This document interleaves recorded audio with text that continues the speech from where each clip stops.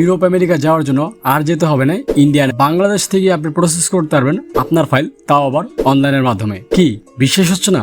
বিশেষ না হবারই কথা। এতদিন আমরা সকলে বিভিন্ন ভিসার জন্য মানে পাসপোর্ট জমা দেওয়ার জন্য যেতে হতো আমাদের ইন্ডিয়ার মধ্যে, বাট এখন আর সেই সময় নেই। এখন চলে আসছে ডিজিটাল যুগ এবং আমাদের বাংলাদেশও আস্তে আস্তে এগিয়ে যাচ্ছে সেই ধারাবাহিকতায়। এবং ফাইনালি এটার একটা অ্যানাউন্সমেন্ট চলে আসছে, যেটা আপনারা সামনে দেখতে পাচ্ছেন। ঢাকা পোস্টের মাধ্যমে প্রকাশ করেছে এই নিউজটি। তো নিউজে কি কি লেখা আছে সেটা আপনাদের সাথে এই ভিডিওর মধ্যে শেয়ার করব। তার জন্য ভিডিওটি স্কিপ না করে সম্পূর্ণ ভিডিওটা দেখবেন। আর আপনি যদি আমাদের এই চ্যানেলে নতুন না থাকেন তাহলে এই ভিডিওটাকে লাইক করে দিবেন। আর এরকম সব interesting visa related video regular দেখার জন্য আমাদের চ্যানেলটি সাবস্ক্রাইব করে বেল বাটন অন করে দিবেন। তো চলুন শুরু করা যাক। তো সামনে দেখতে পাচ্ছেন নিউজটা, যেখানে লেখা আছে 126টা দেশে যেতে বাংলাদেশিদের সনদ সত্যায়নের জটিলতা কাটছে। তো কিভাবে দেখেন, ইউরোপ আমেরিকা প্রতিবেশী 126টি দেশে যেতে সনদ সত্যায়নের জটিলতা কাটাতে একটি কনভেনশনের আওতায় যাওয়ার অনুমোদন দিয়েছে মন্ত্রিসভা। যেখানে দেখেন লেখা আছে সোমবার 20 মে সকালে প্রধানমন্ত্রীর কার্যালয়ে প্রধানমন্ত্রী শেখ হাসিনার সভাপতিতে মন্ত্রিসভার বৈঠকে এই অনুমোদন দেওয়া হয়েছে। বৈঠক শেষে সচিবালয়ে ব্রিফিংয়ে মন্ত্রিপরিষদ সচিব মাহবুব হোসেন এই তথ্য জানান। তিনি বলেন, অ্যাপ্রোস্টাল কনভেনশন 1961 এ বাংলাদেশের পক্ষভুক্ত হওয়ার বিষয়ে মন্ত্রিসভা অনুমোদন করেছে। এই কনভেনশনের সদস্য 126টি দেশ। আরও লেখেছে দেখেন, মন্ত্রিপরিষদ সচিব বলেন, আমাদের ছাত্ররা বা কোনো ব্যক্তি যখন বিদেশ যেতে চান তখন অনেক ডকুমেন্ট ভেরিফিকেশন করতে শিক্ষা সংক্রান্ত সনদ হলে প্রথমে শিক্ষা মন্ত্রণালয় থেকে সত্যায়িত করে পরে পররাষ্ট্র মন্ত্রণালয় থেকে সত্যায়িত করতে হয়।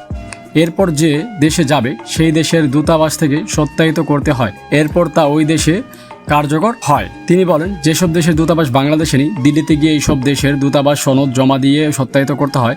এতে বিরাট জটিলতার মধ্যে পড়তে হয়। সংশ্লিষ্ট দেশের পররাষ্ট্র মন্ত্রণালয় এই কনভেনশনের সদস্য রাষ্ট্রগুলোর নির্দিষ্ট ফরম্যাট অনুযায়ী সত্যায়িত করে দিলে এরপর আরও এই দেশের দূতাবাসে গিয়ে সত্যায়িত করতে হয় না। তিনি আরও বলেন, এতদিন সদস্য না থাকায় আমাদের অনেক ভোগান্তি পোহাতে হয়েছে। মন্ত্রিসভা খুবই ইতিবাচকভাবে এটি গ্রহণ করছে। এতে স্বাক্ষর করলে ইউরোপ আমেরিকা যাওয়ার ক্ষেত্রে এখন যে ভোগান্তি হয় সেটি আর হবে না এবং ব্যয় সাশ্রয়ী হবে। তো দেখতেই পেলেন নিউজটা, এটা কিন্তু ঢাকা পোস্ট থেকে পাবলিশ করেছে। তার মানে নিউজটা অবশ্যই অরিজিনাল এবং 100% রিয়াল। তো আশা করা যায় খুব শীঘ্রই আমাদের এই সমস্যাগুলো সমাধান হবে, যেটা আমরা ফেস করতেছিলাম অনেকদিন আগে থেকে। যেমন ইন্ডিয়া অ্যাম্বাসিতে গিয়ে আমাদের পাসপোর্ট জমা দিতে হতো বা বিভিন্ন ধরনের ভেরিফিকেশনের জন্য আমাদের বিভিন্ন ধরনের ডকুমেন্ট চাইতো, যেগুলো নিয়ে কিন্তু আমরা অনেক ধরনের বিভ্রান্ততে পড়তে হতো। বাট এখন আর সেই সমস্যাগুলো হবে না। হয়তোবা খুব শীঘ্রই, হয়তোবা এই বছরে অথবা নেক্সট ইয়ারে আমাদের এই সমস্যাগুলো সমাধান হয়ে যাবে। তারপর আমরা বাংলাদেশ থেকে সব কিছু করে মানে ফাইল প্রসেস করে আমরা ইউরোপ আমেরিকার দিকে মুভ করতে পারবো। এবং সেটা হতে পারে তারা কি সকল দেশের অ্যাম্বাসিদের বাংলাদেশে নিয়ে আসার জন্য কাজ করবে, নাকি তারা অনলাইনের মাধ্যমে সবকিছু প্রসেস করবে, সেটা সময়ের সাথেই জানতে পারবো আমরা সবাই। তো যাই হোক, এটাই না আপনার মতামত কি মনে হয়, এটা হলে কি ভালো হবে নাকি খারাপ হবে সেটা কমেন্টস করে জানান। এবং কারা কারা খুশি হচ্ছেন এই বিষয়টা নিয়ে, যে আসলে ফাইনালি এই জিনিসটা আমাদের বাংলাদেশে হতে চলেছে। এবং আমি নিজেও পার্সোনালি অনেক বেশি খুশি। এই জিনিসটা যদি হয় তাহলে আমাদেরও মুভ করা খুবই ইজি হয়ে যাবে ইউরোপ আমেরিকার দিকে। কারণ আমাদের সকলেরই একটা স্বপ্ন ইউরোপ আমেরিকার দিকে মুভ করার, এবং আমাদের স্বপ্নগুলো পূরণ করবে বাংলাদেশের সরকার।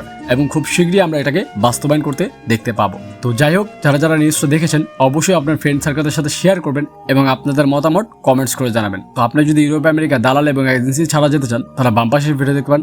আর যদি বিশ্বের 49টি দেশে ভিসা ছাড়া ট্রাভেল করতে চান তাহলে ডান পাশে ভিডিও দেখতে পান। তো দেখাচ্ছেন নেক্সট ভিডিওতে। সে বলছে ভালো থাকবেন, সুস্থ থাকবেন। আল্লাহ হাফেজ।